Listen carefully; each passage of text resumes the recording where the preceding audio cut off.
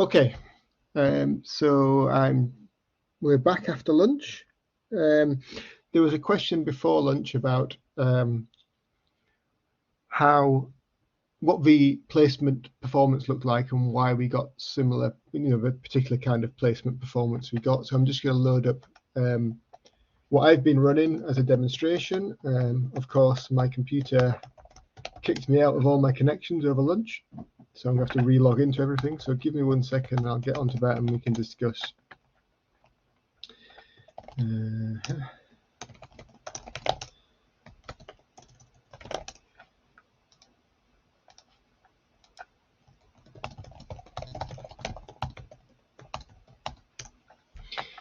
So I'm just getting at my terminal.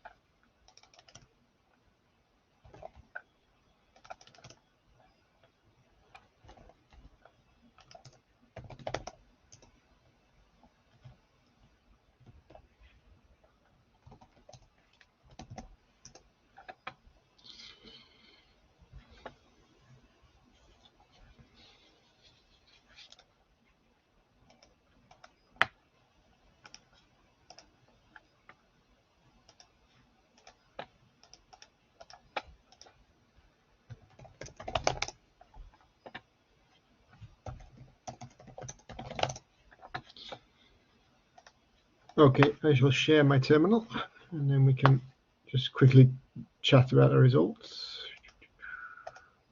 I should remind you that this has all been recorded as well, so if you have any issues with that, let me know. Okay, so this is my account in Z19, which is the project that I'm usually in. And we can see I've run this a number of times. So as an example here, what we're seeing here is running using 16 MPI processes and 1 OpenMP thread per process. And then this XTHI output here tells me where things ran. So I've got MPI rank 0 to MPI rank 15. These are all separate workers. Their own processes running separately in their own memory spaces. They could, if we were running hybrid, create their own thread workers. And then they could be 16 MPI processors, each with 4 threads, and that would be 64 workers overall. And then in this scenario, we can see is telling me what my affinity is, my core affinity. That means what hardware have I been given to run on. And for each one of these, they've got 8 cores per process. That means in this scenario, we're running 16 things. Each have got 8 cores. We've spread them across the processor. We're using the whole node. We're using all 128 physical cores in the node. Not all of them will be running things, but they're all spread out. And here we can see that we get a node bandwidth of something in the order of 70 to 100 gigabytes a second, depending on the operations we're doing with the stream benchmark. And each processor is seeing somewhere between 4 and 4.5 and 7 gigabytes a second. Although if you look at min and max, there's also some variation there, right? So not at the triad level, there's sort of no real difference between the min and the max, but at the the average and the max, but at the add and scale and copy, there's some variation across. So basically, this just means some processes are running faster than others in terms of the memory bandwidth they can see.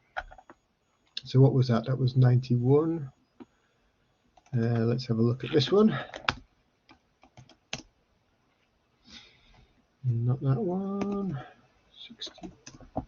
Now this is the same run here, but instead of spreading out across all the cores we have available to us, we're running on a single NUMA region, on a single set of 16 cores. So we're using cores 0 to 15. Okay, and you can see here it's all run exactly the same, but we've got a much lower bandwidth. We've gone from about 100 gigabytes a second down to about 30 gigabytes a second, or about 4.5 gigabytes a second down to about 1.5 gigabytes a second. And so it's the same work being done to the same hardware, but just using the resources slightly differently. And that's because memory bandwidth is a scalable resource by the number of memory connections into a node. The memory bus is connected into a node, and so each group of 16 cores has a connection out to memory. And if we want to use all the memory bandwidth, we have to use all those connections. That means we have to use all those cores, groups of cores together. And so if we just use one group of cores, we only get one connection out to memory, and that's what limits us here. We're limited by the amount of bandwidth we're seeing. Now, if we scale up a little bit, let me see if I've got anything. No, that didn't work.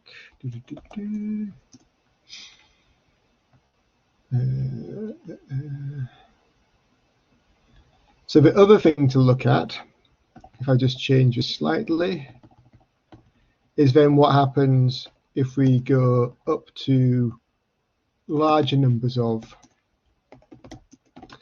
processes. So does this keep scaling? So if we went from 1 to 8 groups of processors, we sort of almost quadrupled our memory bandwidth, somewhere between 3 or 4 times. What happens if can we get better than that? Can we get worse than that if we use more things? So here's an example of running 64 things, each having 2 cores. So we spread out quite nicely across the processor. And you can see actually now we're using all the resources and we're using more workers. We've gone from 16 to 64 workers, and we've gone up to about 230 gigabytes a second of memory bandwidth. So we can now see that to get the best out of the memory resources on the node, we both have to use all the parts of a processor, all the groups of regions in the processor, but we also need a certain number of processors before we can get to a point of actually saturating that memory bandwidth. So when we only use 16 processors, we had access to all the memory channels, but those 16 processors couldn't generate instructions, memory loads and stores quick enough to use all that bandwidth. But if we go up to 64 cores, then we can saturate that memory bandwidth and get much more performance out of it. And if we go up, let's just try a final one where we go and run 128 things on this and see what that gives us. So now we can see we've got 128 workers. They each only have 1 core because we've got a single core entry on the affinity here. And you can see it hasn't really changed our memory bandwidth performance at all on the node level. We're still up about 225 gigabytes a second, right? So actually there comes a point where we get more workers, we're using all the hardware, but it doesn't actually improve our memory access, our memory bandwidth. And there's a trade-off between those sort of 2 levels of, if we then ran on, say, instead of 128, we ran on 32,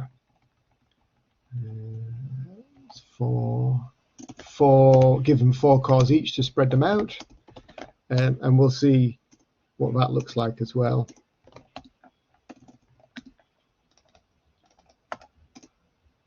So here again we're running 32 things, each have 4 physical cores to run on, and you can see actually here we're up close to that maximum bandwidth again. So we're slightly under, 217 rather than 220, 225, but actually at this point we've started to get to a point where we can pretty much use all the memory bandwidth just with 32 workers on the node, as long as we spread it out. If we didn't spread it out and we set the tasks per CPU to be 1, so they're all going to be on the first 2 groups, the 2 groups of 16 cores, then we'll see that actually in reality that gives us only about a quarter of the bandwidth that's available to us. because we're only using a quarter of the hardware, we're using a quarter of the cores. There we go. The final thing to see would be if we said, what happens if we then go up to 256 things? And if you remember, we said you could do 256 on the hyperthread, and I'll get this wrong and it won't work. It needs a bit of hacking around to get the hyperthread to work. We'll take off this bit. So here, instead of using the 128 physical cores, we're going to try to use all the physical cores and their hyperthreads. Let's see if this works. It's always a little bit dangerous doing these kind of things ad hoc, in case I forget. Okay, so here we go. Now we can see we're actually running 256 workers, MPI ranks. And then they're doing this thing where they're going on different numbers here. So actually the first worker is on core 0 and the second worker is on core 128. Now core 128 is actually the hyperthread on the first core. So each core has its number and a hyperthread which is 128 things away from it. So you can see these two now are sharing a core, and then these two are sharing a core, and these two are sharing a core, all the way up to, we should have a 127 and 255. And we can see there. And then you can see the results here is it doesn't really give us any benefit, right? It's not particularly hurting us. It's not particularly reducing the performance on a node level, but we're not getting any higher either. So by using these hyperthreads, by using this superscalar processor and this instruction issue, which goes across, let's two things run at the same time on the core, we're not getting any performance benefit, but we're not getting particularly any performance reduction either. Does that answer anybody's questions? Any questions by anybody? Or do people have follow-up questions based on that?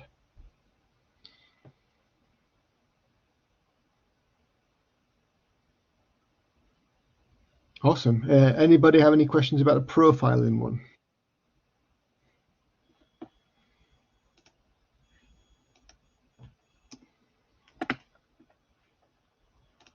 And we can come back to profiling. We have, if I'll just flash it up, just so we remember, our timetable at the moment.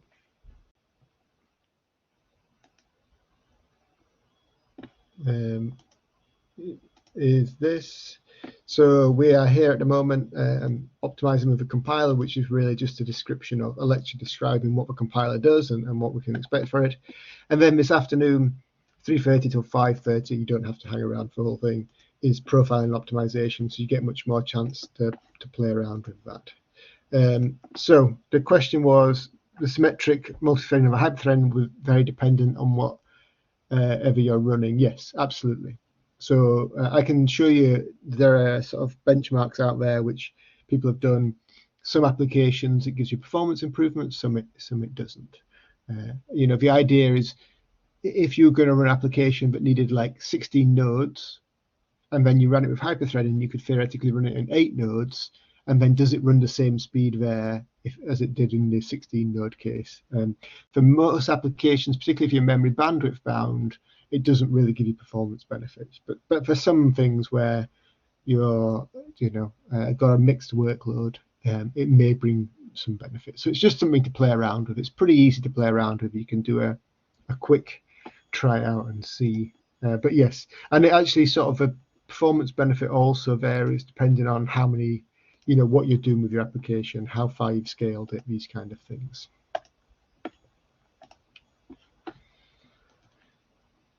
Okay, so as with ever, any questions as we're going on, just shout out. Otherwise, I'll rattle through this. As with the previous slides, previous lecture, there's more detail in here than you actually need for most of the work you're going to do performance optimization on. But it gives you a reference point to come back and look at and understand, okay, there's some more complexities here. If we really want to get deep into performance optimization, these are some of the things I could look at. Here's some signposts to go on the way. So don't worry too much if you don't understand everything. But do let me know if there's things you'd want more detail on or want to discuss in a little bit more detail. Okay. So compilers are our key tool in turning our application into something that runs on a computer. Unless we write assembler code, so this, directly on the hardware itself. Now, people do write assembler code for some things. If you're writing, say, a core mathematical library or some very heavily used bit of code that is very performance dependent, you may want to take a small section of that and then hand optimize it by looking at what the compiler produced in terms of assembler and generating that yourself. But really, most of us don't want to do that because it restricts portability, it's time consuming, it's hard work. And really, we want our code to be able to run many places as well as possible without having to put that effort into to hand optimize it. Having said that, looking at some of the more advanced features like vectorization, there may, and people often do, specific optimizations there where they write versions of their code or versions of particular routines in their code that are specific to certain bits of hardware. So they'll write the vector instructions for ARM cores or for Intel processors separately and then compile them in. Even then, you don't tend to be getting down to assembler code. They tend to be sort of what we call intrinsics, which just look more like function calls to specific vector functionality. So compilers are pretty good at taking your code and turning it into something which will run efficiently on a piece of hardware. They understand the hardware to be running on probably better than you do. They will have or can pick up details about cache sizes, register sizes, these kind of things. So if we can, what we want to do is structure our code in such a way that the compiler does all the work, turns it into something, and it just runs quickly by itself. You don't have to do any of that work. And one of the key things in performance optimization often is looking at what the compiler's doing, working out is it doing the right thing, and then rather than going to assembler to fix it, sort of changing the code yourself to improve how that code works in comparison to the compiler. Compilers have a lot of things they can do for you, but they're not magic. They can apply a set of optimizations onto your application when they take it from your language that you've written and turn it into something that runs on the computer. And compilers generally let you customize what they're doing through flags or options you can provide at compile time. Now, if you look at a compiler manual page, then you'll see that there's large numbers of optimization and non-optimization flags available. So if I can, let me have a look.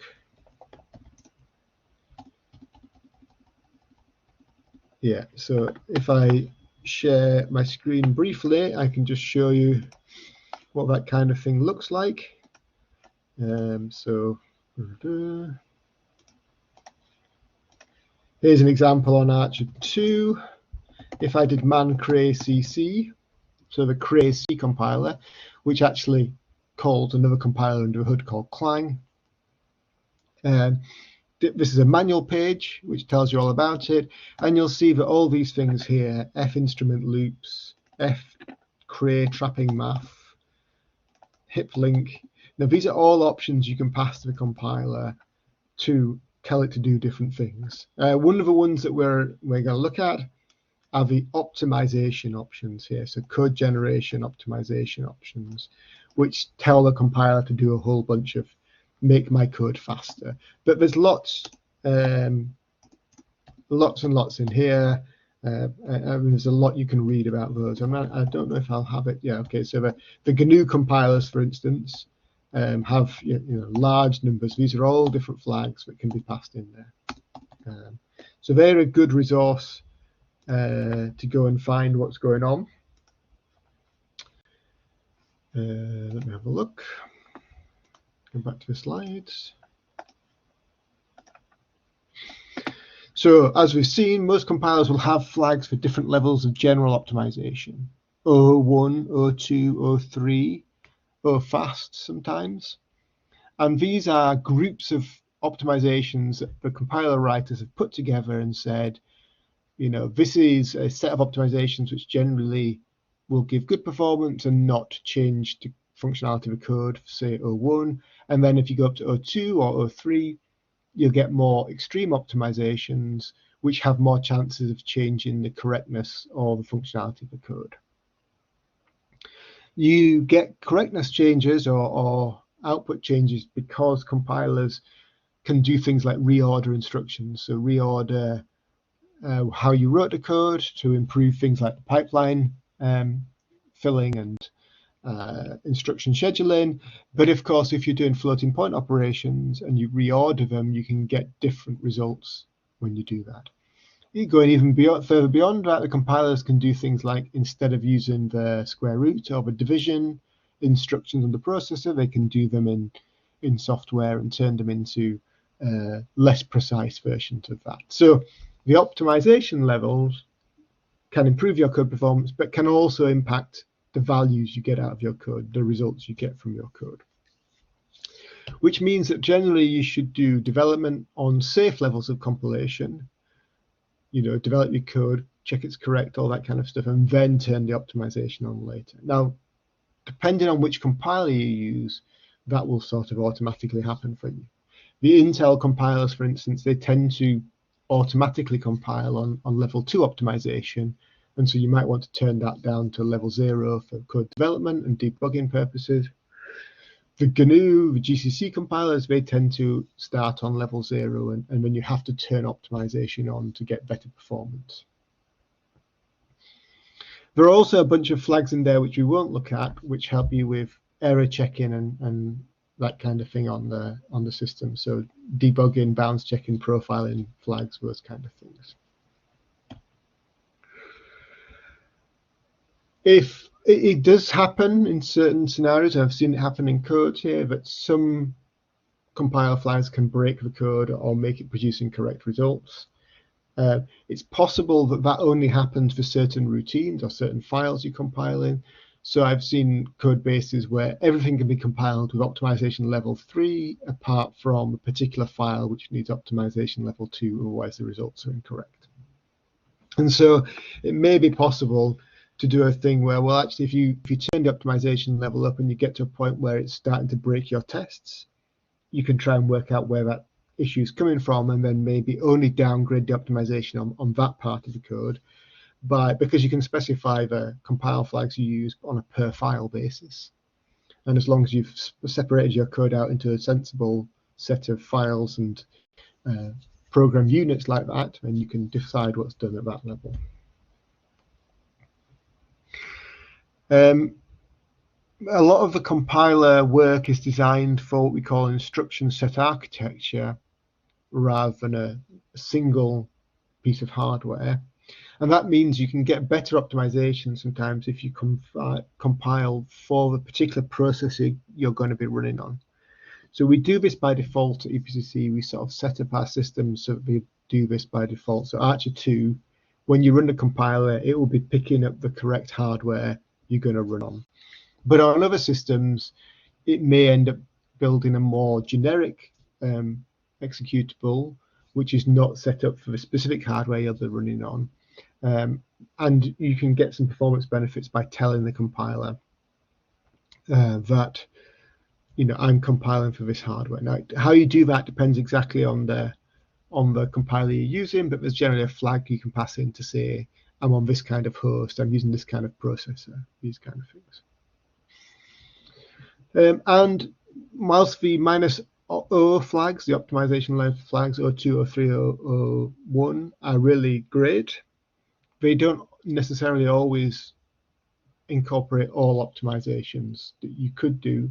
So it is worth having a look through the compiler documentation and see if there's some other optimizations that you can switch on to help performance. Now, the reason they're not generally not included in the overall general optimization levels is they may not be beneficial for all applications. So this becomes a case of, experiment and see what it's like for your application, for your test case, and take it from there. The compilers also generally have some mechanism to provide additional information based on what you're doing inside the program. So you can generally give the compilers hints to say, unroll this loop, or these things can be vectorized, or these loop iterations are independent, and those kind of things. And these are done by what we call pre-processing pragmas or comments. So these are things you can put in your code, you can decorate your code with to say, here's some extra information, compiler, this may be useful to you. Now, because they're comments or pragmas, they don't actually affect the portability of your code, because if you end up running them on a compiler that doesn't understand them, or on a hardware platform they're no use, they'll just be ignored. But they can be worth using as well.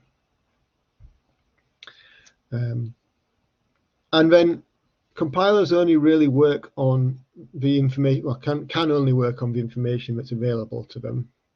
And this means that compilers end up generally working on a sort of source by source basis. So each source file is compiled independently, and each routine in there is treated separately.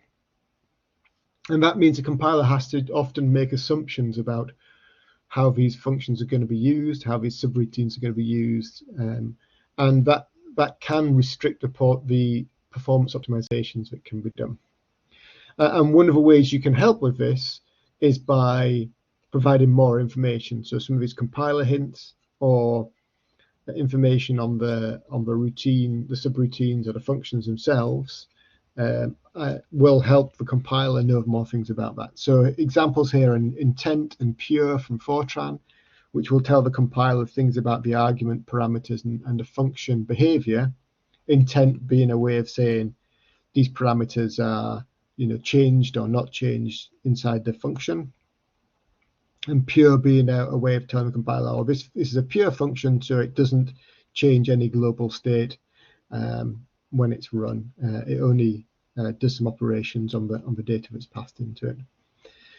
If you're looking at sort of C++, then the kind of things you can use is the const keyword, which says this parameter is constant, so it's not going to be changed on inside this function, and that helps the compiler optimize things further down. Because you can imagine, there's other keywords in C++ like restrict and things like that.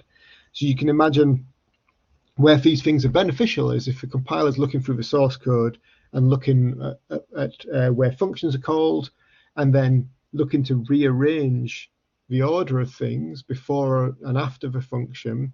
If it knows that things that are passed into the function won't change, it may have some latitude to move things before and after a function based on that knowledge. There are also some compiler flags here that can help. So it is possible to turn on things like interprocedural optimization functionality for compilers, where it specifically enables looking beyond a single file and looking for some of this extra information to say, okay, where is this function used? How is it used? Can I be more? Can I be less restrictive here? And so when it goes off and does that, that can really bring quite nice performance benefits, but it also has an impact on compile time and compile cost. So it's not done by default as well. If you've got a large program with lots of files in it, it can significantly make it longer to compile. If we've still got a point where we want to optimize this bit of code, but it's the compiler's not doing a good job of it, then of course we have to go in ultimately and change the code, improve the performance by changing the code. You've always got to bear in mind that this brings a cost associated with it. So you may be introducing bugs, you may make it harder to read or maintain the code, or you may be optimizing for specific compilers or hardware versions So you want that restricts your portability. So everything you can do to try and help the compiler to do these optimizations for you rather than have to do them yourself will be beneficial.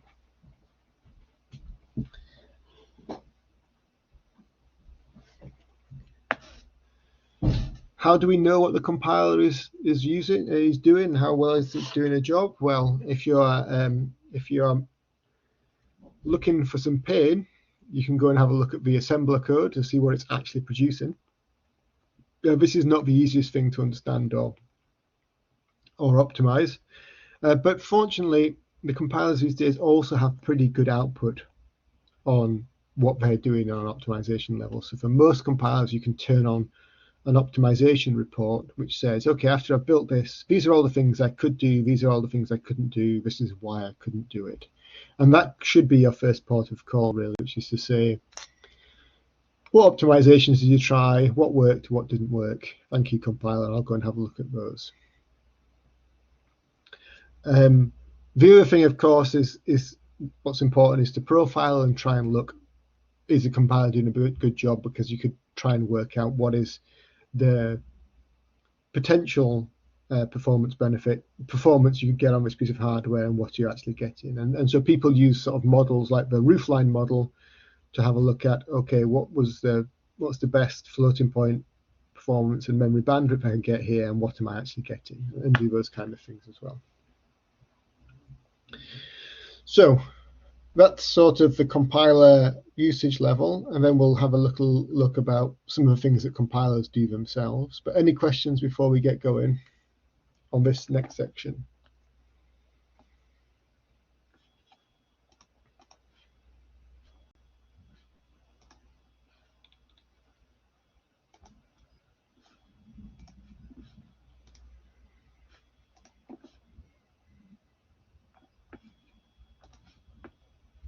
Okay, so what are some of the things the compiler will be looking for, or some of the things that can cause problems for the compiler? One is, a lot of the work the compiler has to do is look at variables and where they'll change. You can imagine this is important in terms of things like rearranging functions, rearranging instructions, pipelining things. So at the basic level, compiler analysis is much more effective on local variables rather than global variables. So what we want to do is avoid in our programs having global variables if possible, because they could be modified anywhere by any call in worker or thread. And that means the compiler has to be quite restrictive about how it does things, how it assumes it can optimize things.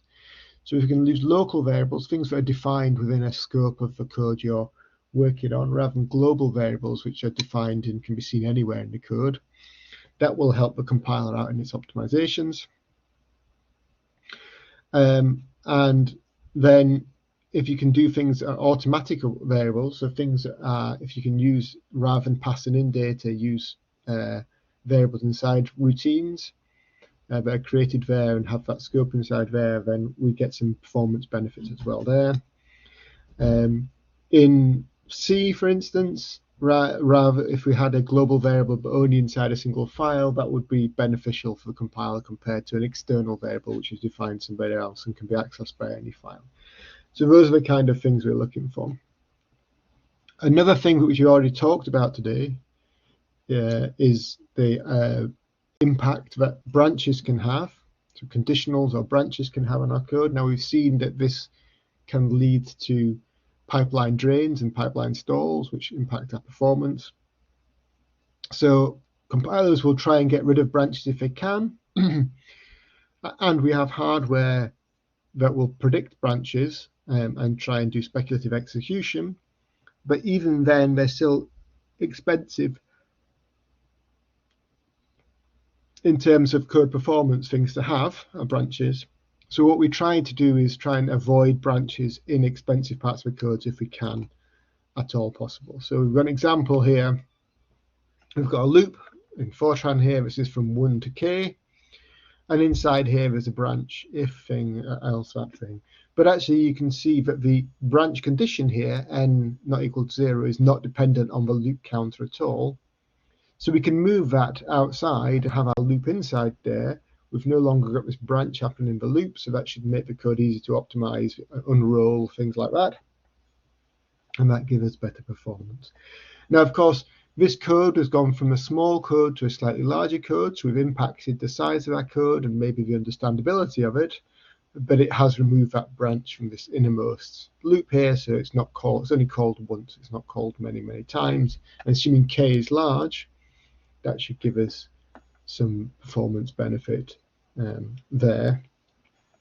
Of course, there are other ways you could do this as well, but this is just a simple example of doing that. So branches will stop the compiler being able to optimize or vectorize a lot of expensive loops if you have them inside them. If you can refactor them out, that can help.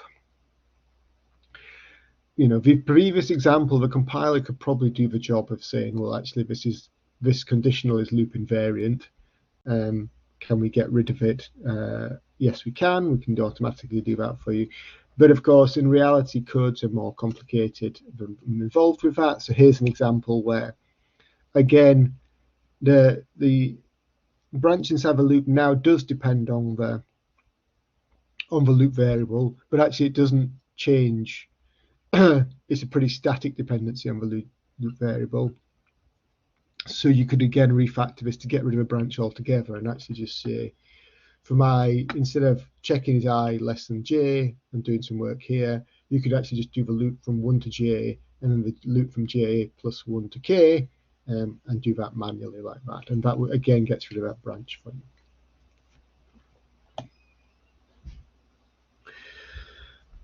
you. Data types can impact our performance. And again, this is not necessarily a compiler thing, but a compiler will not change your data types. If you say, I want a 64-bit floating point number, then it'll give you a 64-bit floating point number. If you want a 32-bit floating point number, it'll give you that. It's a complicated trade-off between cache usage and memory usage here, these kind of things. But in reality, if you can get away with only using smaller data types, so using 32-bit numbers instead of 64-bit numbers, then you should really get better performance, because for every cache line you load, you get twice as much data. For every operation you're doing like that, you're moving more data than you were before. And so that means that precision and deciding the precision for your program can be a thing you can do to improve performance, as long as you're confident that you don't need that extra precision. You don't need the 64-bit precision rather than 32-bit precision. But the thing to look for as well is sort of unnecessary type conversions, converting from an int to a long when you don't need to, converting from a float to a double. Those are both going 32 to 64 bits when you don't need to. Now, of course, there's all sorts of trade-offs here. So this is not an easy automatic one to do. This is looking at your code and working out, am I using the right data types for the right things here? It maybe there's places where you can improve performance by having higher precision on some variables than on others. So if you have a reduction variable where you're summing things up, for instance, that can be a higher precision. That could be 64 bits compared to a 32-bit type where your actual data is, just so that you have more accuracy on that sum and you don't lose out values there. And that's what a lot of machine learning things are doing these days, is working, for instance, in the tensor types, tensor operations in the CUDA stuff for GPUs tends to work at, say, 16-bit precision for a lot of things, but with a 32-bit precision for accumulators, and does that automatically, and they get performance benefits there. Compilers are pretty good at getting rid of common sub-expressions. So that's where, are you reusing the same thing in multiple places in your code, and it can get rid of them and just store the data temporarily and put that in there. So here we see we've got D equals A plus C, and then E equals A plus B plus C. But actually the A plus C parts of those are common, so you could actually go D equals A plus C, E equals D plus B, and that would be done. You wouldn't have to recalculate A plus C. And so the compiler will see obvious cases of that, but there can be scenarios where you can refactor the code to make it a little bit more obvious, and it'll do it for you. So if you had E equals A plus C plus B, that may help the compiler. Likewise, it's not always going to be sure that the function is going to return the same value in this example, so it may recall that function. Whereas if you know that function call with the value C is always going to return the same thing, you can store that into a variable and then reuse that elsewhere rather than calling the function multiple times, because that's an expensive thing to do. One of the reasons why the compiler can find it hard to do that, oh, is this function call, can it be replaced? Is it unnecessarily being called because we've already called it before? Is because the compiler is not always sure what a function can do, because a function may be able to do things like change global state, change global variables, it may behave differently depending on what's actually happening, and that may not be characterized by the data that's passed in the parameters. So that's why you can do things like tell the function things like, oh, this is a pure function, or this is the intent on the in parameters, or this is a constant variable or constant parameter, because they all help in the compiler in its understanding of what it can optimize where, and that can help as well. When the compiler has this responsibility of turning your code into something that will run on a piece of hardware, and so it understands it should understand how many registers are available, and it should schedule instructions, groups instructions, so that you have the right number of registers. And so you can have performance problems that still happen with running out of registers, and that's slowing things down, because if you run out of registers to accept values for your calculations, you have to store things out to a lower level cache. That will tend to drain down the pipeline, and so you get these performance impacts of running out of temporary storage on the processor. And we can see that happen sometimes in, for example, loops with large numbers of temporary variables, where you may not even have written that, but because the compiler has done some work to unroll or inline functions, that happens automatically. Array elements with indirect addressing, so complex indexing expressions coming into those.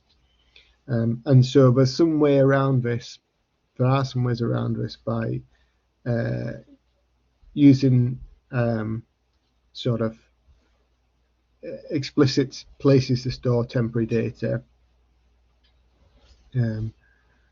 rather than let the compiler do it itself. So you could, rather than gathering these things implicitly, actually put them in specific variables and then break them out, or you could make your loops a little bit simpler and break them up into a number of smaller loops if they're large and you really run into register pressure. Of course, there's trade-offs there between the number of loops you have to run and the overheads of running a loop, and the usage of register and these kind of things here. So here's an example here where we say, where we can help the compiler. In this simple example, we've got this indirect addressing in the array A, where we say C of I to give it A, and then we use that to store into B.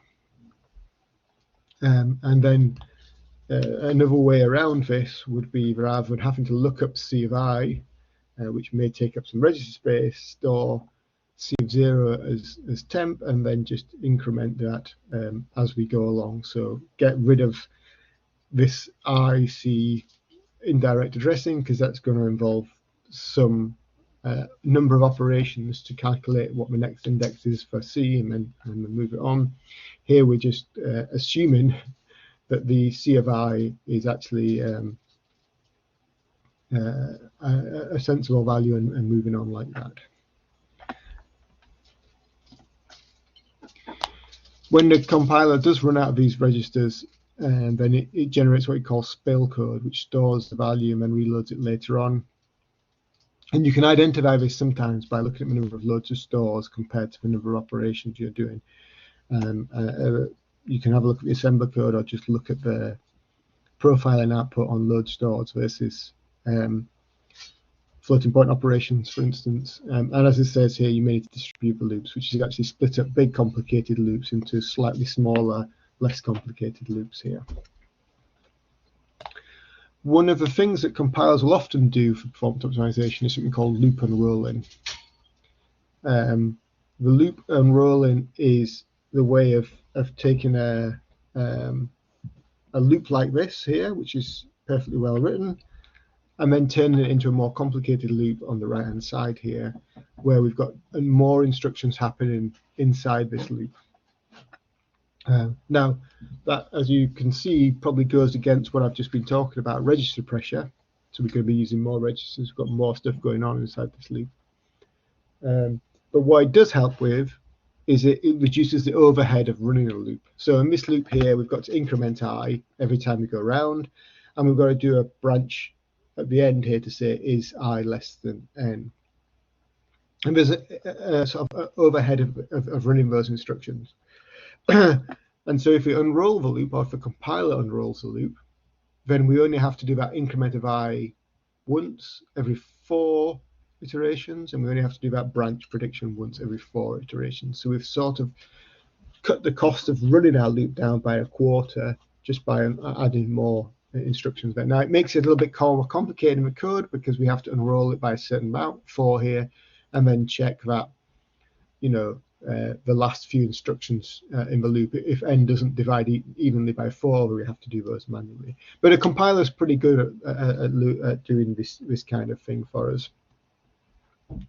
And so that's nice for the compiler to do, particularly if loops are pretty small and don't have a large amount of work in them. Then the compiler can give it more instructions to do. That gives it more instructions to schedule, more out of order things to do, and reduces branch frequency and all those kind of things. So that can be really beneficial. The compiler will automatically try and do this for most things. And it will generally set a certain unroll factor 2, 4, something like that. You can play around with that with compiler flags, and you can also look in the optimization report to see what it's actually doing. But that's the sort of level it will work at. There will be times when the compiler finds it hard to do this as well. So if there's complex flow control inside the loop, there's lots of things like if statements and possibly jumps outside of a loop, or if the loop you're using has arbitrary loop bounds which can be changed inside the loop, and that's not always allowed for all languages, but for some languages it is, then the compiler will struggle to unroll those kind of things. And you could manually do some of that work yourself, or you could refactor the loop so the compiler can easily see how that can be done. So most of the time you wouldn't want to do this yourself, but if a compiler fails, you may have to refactor the loop or just do some manual unrolling yourself as well. You can also do unrolling at different levels. So if you have a loop nest, where you have a loop inside a loop, then you may actually not want to unroll the innermost loop, but you may want to unroll the outermost loop to do things like make sure we have locality of data. So in this example here, this is Fortran. In a 2-dimensional array like this, in Fortran, I is the dimension here. The first dimension of it is the one that's stored contiguously in memory. And that means that it's cheaper to do lookups on I than it is to do lookup on J. Because if you load a cache line of A starting at 1, 1, 1, then that cache line will probably contain a number of these I elements at once. So if you access I plus 1 and I plus 2 and I plus 3, they should be free because they're already loaded into the cache line for you. Whereas if you go around it in this particular order here, then what's happening is that we're iterating over and we're loading up A on the J index. That means we go through in a bit of a nasty pattern where we're loading up our J's every iteration, but that may be skipping over the I's we could be reusing here. And likewise here, actually, the nice thing about this one here is in the unrolled form here, we've got to load up an A and a D for each iteration of a loop. But if we unroll it and we load up the I's here, that J stays the same. So that J is not having to be reloaded as well. Okay, so actually it's one of the things we've not really looked at, but that ordering of multi-dimensional arrays inside loop nests can have a big impact on performance. So actually a good way to optimize this code, and compilers can often do this, would be to interchange the I and J loops and give you better performance there. But this also, the way it's been done, we've not interchanged the I and J loops, but we're still getting good memory accesses by unrolling the innermost loop and getting those I's done extra. And we're not having to load up the J every single time on the D here as well. Variable expansion can also be used to, in a similar way to unrolling, to try and break dependency of loops and give you more scheduling opportunities to allow the compiler to reorder things and reorder pipelines and those kind of things here. So there's an example in this loop here where B is a reduction variable, which if you've done any OpenMP programming will know is hard for optimization for parallel operations. But here we've got a B plus equals A to 1. Now we can unroll that and we can get multiple instructions done here at the same time. But we can also separate out, so we can do this variable expansion into two separate variables, B1 and B2, and then sum them up at the end. And this may be useful because it may break our dependency on the B between these two operations here. So B plus equals A, B plus equals A, I plus 1 here. You can't do the second set of operations until the first one has completed. So that introduces a pipeline dependency, which may reduce our performance. Particularly, this is all we've got to do in the loop here. Whereas here, we can do the work on B1 and the work on B2 separately, and then we could go around the next iteration of the loop whilst some of this work is still in the pipeline. And that means we can provide more performance by expanding those variables out. Now, again, hopefully the compiler will be able to do some of this for you. But if it can't, there's some of the kind of optimizations you can have a look at. Compilers will also do register renaming, and this can allow the CPU to do a bit more reordering of operations, of instructions that need to be undertaken. So you can see here that we've got this add into F2 of F1 plus I. Add of F2 plus 1 into F1, and then there's here an add of F3 plus 2 into F1, and so and then some more work down here. But if the compiler may go through and say, actually, I don't want to reuse that register F1 here, I want to use F27 instead, because that lets me run these two things separately. There's no dependency between them, and then we can do both adds at the same time and both stores at the same time. And there was no reuse of the data in F1 here between this part and that part. So this is the compiler using more registers to say, actually, rather than using the minimum number of registers, let's expand it so we can have more operations underway at the same time. And this is part of the work the compiler will do. Once it's generated this basic assembly code like this, it'll then go through and do some optimizations to say, oh, actually, do I have more registers available? Can that free up what's going on here? And then that will let the compiler do things like software pipelining. So that is sort of things like running ahead on a loop, so the next iteration of the loop can start before the current iteration is finished, as long as the instructions that are part of that next iteration are separate, don't involve any of the data that's currently being worked on, and as long as we can roll it back, so that if a loop bound is actually gone, then we can roll it back here. And so there's an example here, A equals plus equals B. Nice bit of mixed. This is C and this is Fortran, but there you go. Nice bit of mixed pseudocode. And then so the example here is to do a software pipelining. So we've got a load. So we split up the load, addition, and store into 3 separate things.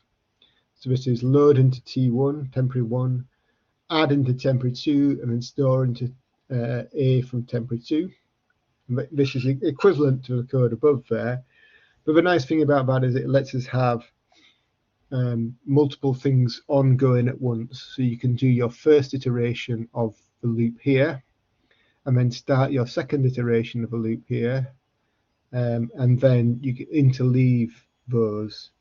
So you can do your store first rather than at the end.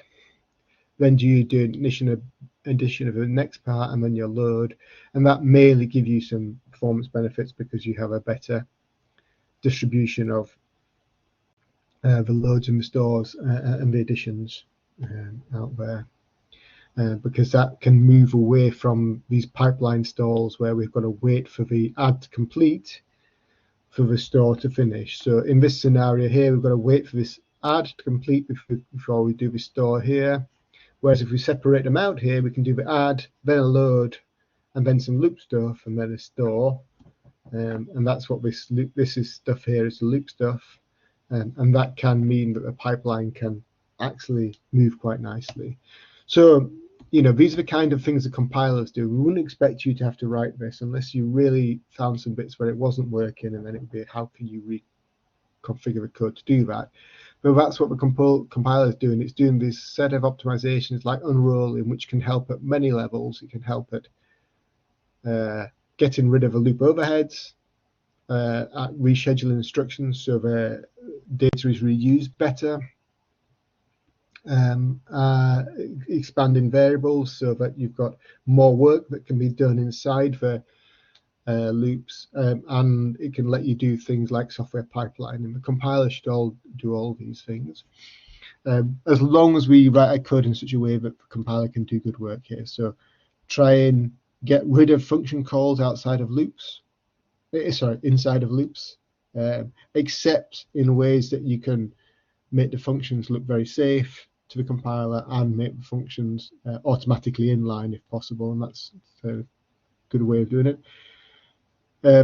Avoiding conditionals, so if statements and branches and go-tos and those kind of things, particularly ones that break out of the loop, because that will restrict what the compiler can do. And pointer array aliasing, so this is particularly a C++ issue. The compiler, if it doesn't know that 2 variables can't point to the same memory addresses, then it will it'll have to behave sensibly. It'll have to behave in a restricted way, and so that's another way where it will be an impediment to unrolling. So this example here, A of a indirect address here, so A of index I plus equals C times by A. Because we're using A on the right hand side and A on the left hand side, and the compiler doesn't know what index I points to, it could be that both of those A references are pointing to the same place, or in fact one iteration next. So if A of index I is equal to 1 and IP is equal to, for instance, 0, then that could mess up the results that are going on in here. So it's possible to get around this by doing things like taking out variables and making them temporary variables here. So A of IP doesn't actually change inside this loop, as far as we know, right? If we know that it doesn't change inside this loop, if we know that index I never points to IP, we could take it out as a temporary and put it in that kind of thing there. If we know that index I actually is some kind of permutation of I here, so it's just an offset and it starts at a different place and moves on, we can tell the compiler that in a flag. We can say, you know, I is an induction variable, index I of an induction variable on I. We could manually give it a flag which just says, you might be unsure here, but please unroll this. So you can tell the compiler with a pragma or a comment, this is unrollable, or you rewrite it like that. Inlining is another key feature of performance optimization for compilers. So the idea here is that function calls have some kind of overhead, they have a cost associated with them, and we want to avoid that if at all possible. But functions are nice things to have from a code design perspective, right? They separate our code nicely, they let us do testing, they let us do prototyping and correctness, so we want to separate those. So the compiler will try and take small functions and manually put them into the code for you. You don't have to do it, it does it by hand. And that can get rid of these function overheads and can let it do more optimization because it can see what's going on. It's easier for small files. It's also easier if it got to go into inline functions that are in the same file as it, or things that are defined in header files. So for C, C++, your template libraries, those all kind of things are much easier to inline because they're header files included everywhere, and it can do the same job. There are, again, keywords you can give a compiler to say, please inline this. This is inlineable, or don't inline this. And the other thing you can control with compiler flags is the size of code it will inline. So by default, the compiler will sort of say, you know, anything under a certain number of lines or a certain number of bytes, I will inline, and beyond that, I won't. And you can generally play around with those limits as well. So we're coming to the end here, don't worry. But the compiler will do a whole bunch of optimization steps as well. So it will do things like it will do some optimizations, and then it will go through and do some more optimizations. So, you know, multiple levels of inlining followed by unrolling, followed by common sub-expression elimination. And so sometimes this is where you can end up being able to benefit the compiler. You know, if it's trying to do lots of optimizations like inline it and unroll it and things like that, then you can do some of the steps by hand. So it can, because it can't necessarily perform all the steps in the right order. So it's possible that there may be some optimizations that you'd like the compiler to do, but it doesn't end up doing. It's always worth training different compilers and trying different optimization flags, see what's happening.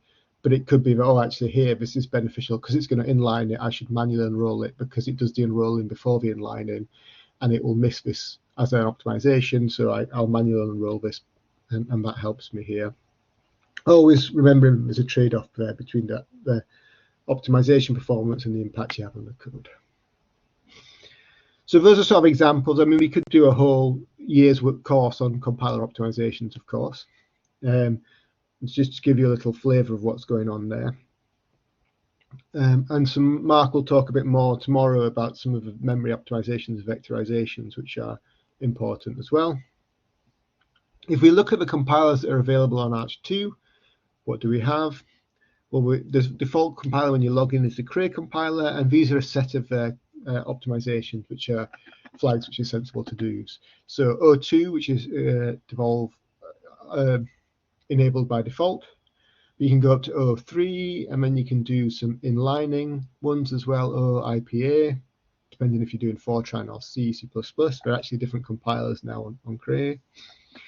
You can get it to tell you optimization info, so tell me, you know, how well you did at optimizing the code using this either RA or RM, or HList equals A or HList equals N, depending on what you're compiling for, C or Fortran. So FTN is the Fortran compiler, C, C++, or C and CC. And then there are sort of automatic parallelization things as well you can get there, so OpenMP or not OpenMP. And so there's more information. You can get these on the man pages. For the Cray compiler, sort of the default level is generally okay, O2, but you can go up to -03 FP3, so floating point model 3, because that can be slightly better performance than O2, depending on what you're doing, but you have to check correctness here. If your application is intolerant to floating point reordering, so you could try O2 but with HFP is 1 or HFP 0, because that could get you correct results with still reasonable performance. And then it's probably worth avoiding optimization level 4 and floating point optimization level 4, because they tend to be pretty aggressive in what they do and don't necessarily give you better performance. For the Cray compiler, OpenMP is generally on by default, but auto-threading is not. If you don't want to use OpenMP, then you need to manually turn it off at compile time. The GNU compilers are available, so you can get those as well with a programming environment GNU. If you want to know how to do that, let me know, and I can point you in the right direction to tell you how to do that. By default, GNU won't turn on much optimization, so you need to manually turn that on yourself. So -03 is probably a sensible place to start with GNU. The AMD compilers are also available on the system. They're quite similar on the C side to the Cray compilers. And so they do automatic optimization to start with, but there will be some other things to have a look at there as well. But if you're using the GNU programming environment, then make sure you are turning on some optimization once you're happy you've got correct code.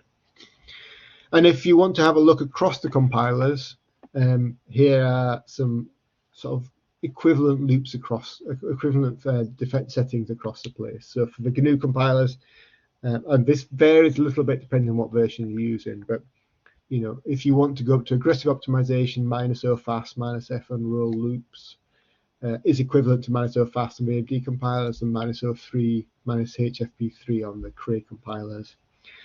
If you want to look at IPO, interprocedural optimization, which is another important one that slows down compilation, -FLTO for the GNU compilers, -HWP for the Cray compilers. And if you want to get out some information on the optimization, it's doing -f dump triol, -AST view, and -HList equals A will give you some optimization reports from the compiler to tell you stuff. Okay, so the compiler is always there. It's doing a job for you. You can make it do a better job. You can make it do a better job by adding hints to your code, and that can be helpful. And at some point, there may be places you want to do hand optimizations, but you should always be guided by the profile and then the compiler optimization reports, which will help you say, okay, where should I be doing this and what should I be doing, what's going wrong here. Any questions?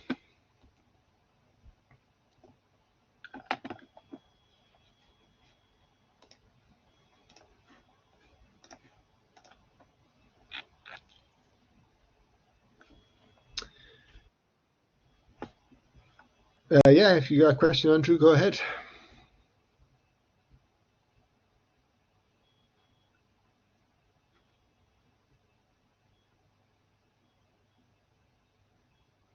And feel free to speak. If you are trying to speak, I can't hear you.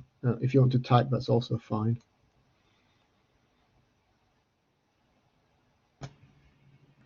Hi, sorry, yeah, I was typing, but yeah, it's probably quicker to talk. Can you hear me? Yeah, I can hear you fine, yeah.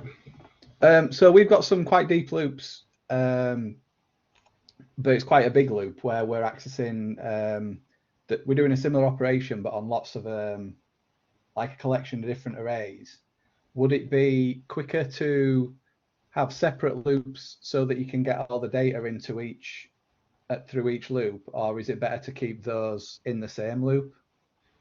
So I mean, if I'm making myself clear. No, you are. I think the answer is, of course, it depends. Yeah. which is why it's not easy. It really depends. If you've got any reuse of data inside those loops, i.e., you've sort of loaded in a bunch of arrays, but some of the arrays are being used with other arrays, then it can be quite beneficial to keep them together, right? Because you've got that, you're not having to load things more than once into memory. Yeah. If it's really all independent operations, then it can be quite beneficial to split them up, maybe not into individual loops, but into a smaller number of loops. A lot of that will be quite dependent on the vectorization potential there as well, which we've not gone through yet. But deep loop nests with floating point operations on individual array elements is sort of a good target for vectorization. And so you sort of need to have a look at the trade-off between those two things. I mean, without looking at the code itself, it's hard to make a more definitive judgment, but that's sort of the trade-offs that are there. Yeah, so if yeah, you want, no, yeah, go no, on. Yeah, well, because what I'm looking at a minute is we've got like eight different operations that are nearly all of them involve, there's at least 4 or 5 arrays. So in general, would it be better to do the loop for one of those operations, then the loop again for another operation, because you can take a lot bigger chunks out of those arrays? Yes, it may just be that you want to keep the loops the way they are, but you do what's called loop blocking, where you sort of chunk up the loops into a set of blocks which iterate over the arrays. It depends on the array access pattern. If you want to fire as an example loop to my email, I can have a look and see what would make sense. Oh, that'd be great. Thank you. No worries. No worries. Lewis, you had a question, can you clarify inlining? So inlining, I didn't go for it in much detail, so apologies. It's the process of taking a piece of code that's defined in a function and putting that function into a place the function is called. So say you had, let me see if I can think of an example. Say I had a C function, which is like int add, I'll put this into the chat, int b,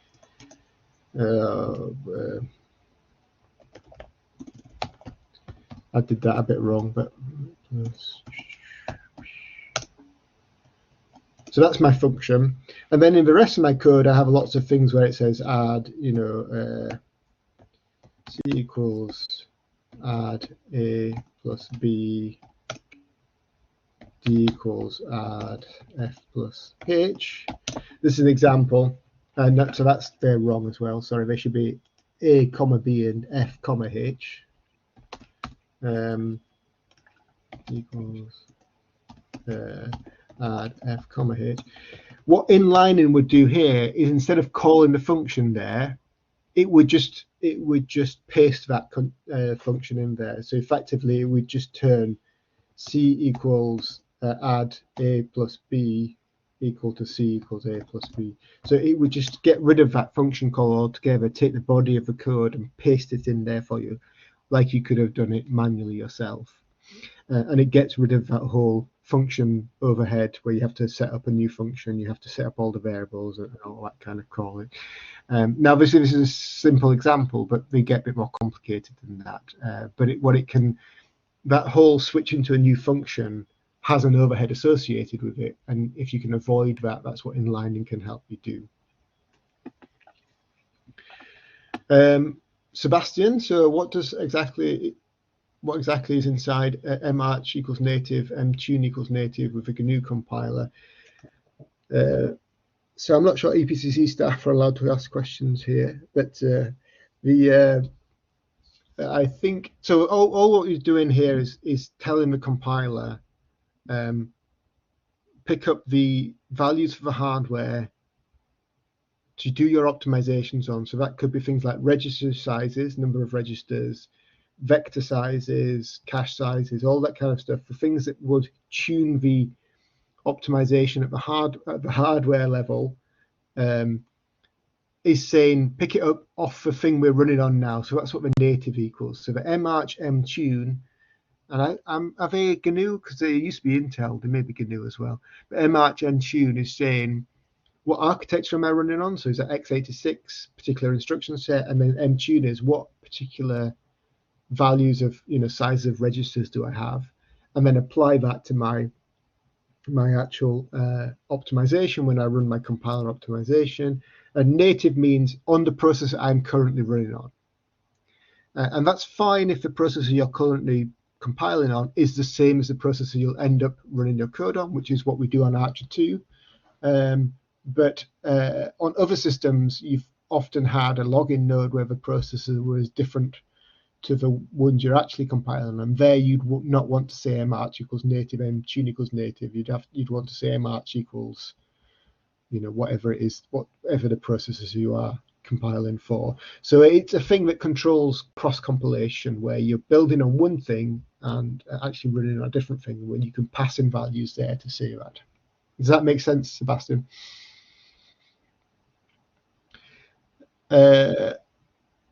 Lewis, yeah, absolutely. Inlining generally is restricted to simple functions. So generally it's sort of on a byte size. Functions that are, smaller than 200 bytes in instruction code, it will put in, and you can tune that. So the compiler lets you say, change that parameter size. And also that function has to be pure at some level, so it doesn't change external things too much. So there's not got to be too much other things going on inside that function, other function calls or other things like that. But yes, that's in general what they'll do for inlining. Okay, if there's no other questions, then we're of course off schedule again, but we're on a break just now, and then for the rest of the afternoon we look through the profiling and optimization practicals in the handout. So in that handout, there's exercise 3 and exercise 4, which let you, exercise 3 is sort of a bunch of small compiler optimizations, and there's a separate sheet for that. And then exercise 4 is a more involved code, which is on purpose poorly written, and then you can go and have a play around with it and see if you can use a compiler to optimize it or do some hand optimizations.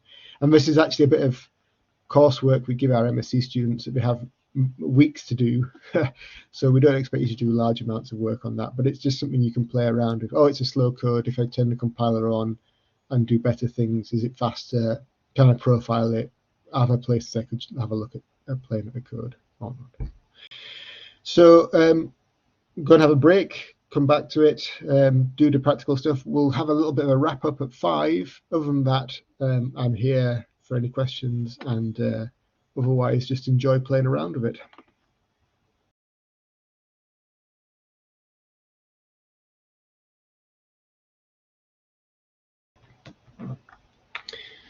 Okay, I just wanted to wrap up today with a little summary. I'll still be around till 5:30, so if you have any questions as you're going on, that's perfectly fine. We'll still be here to answer them. And as I say, you're more than welcome to ask questions over email after the fact as well.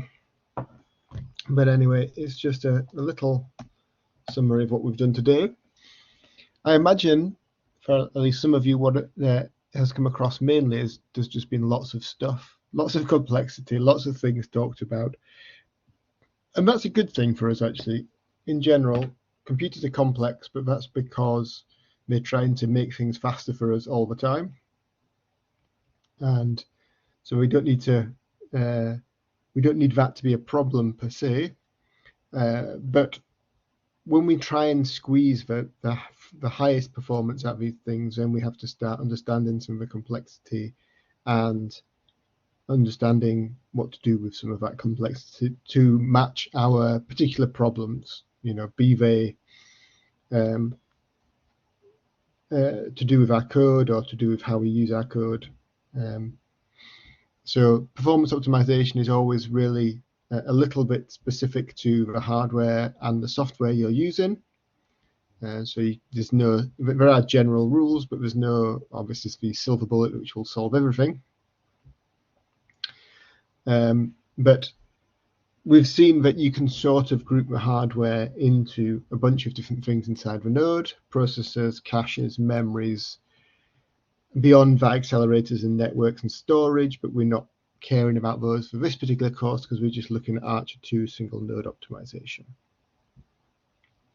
The thing that gives you a lot of help is the tool which converts your program into something that can run, namely the compiler. And that's our friend for a lot of this work, which is great.